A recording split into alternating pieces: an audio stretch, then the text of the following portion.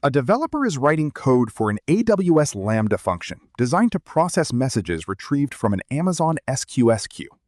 The developer aims to include unit testing in their CI/CD pipeline to validate the logic of the code.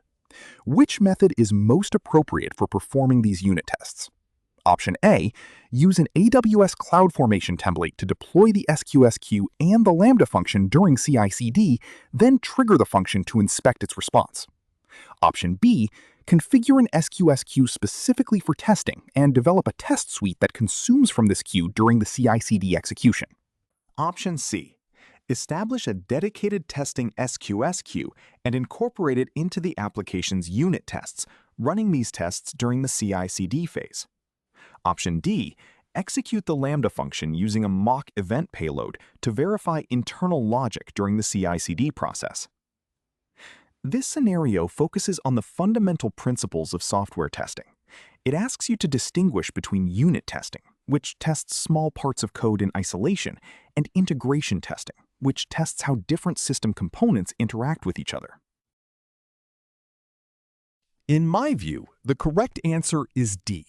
Execute the Lambda function using a mock event payload to verify internal logic during the CI/CD process.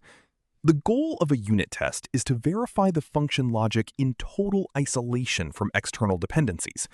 By invoking the function with a JSON document that represents the SQS event structure, you can confirm the code processes data correctly without needing live services. This approach is highly efficient for automated pipelines, providing fast feedback on code changes. The options A, B, and C are incorrect because they rely on infrastructure-based testing.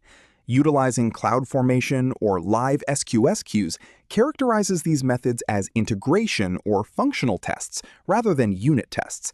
These methods introduce unnecessary complexity and dependencies on live AWS services. As a useful exam tip, remember that if a test requires external cloud resources, like a queue or a database, it is not a unit test. Stick to methods that mock inputs to keep your unit tests isolated and performant.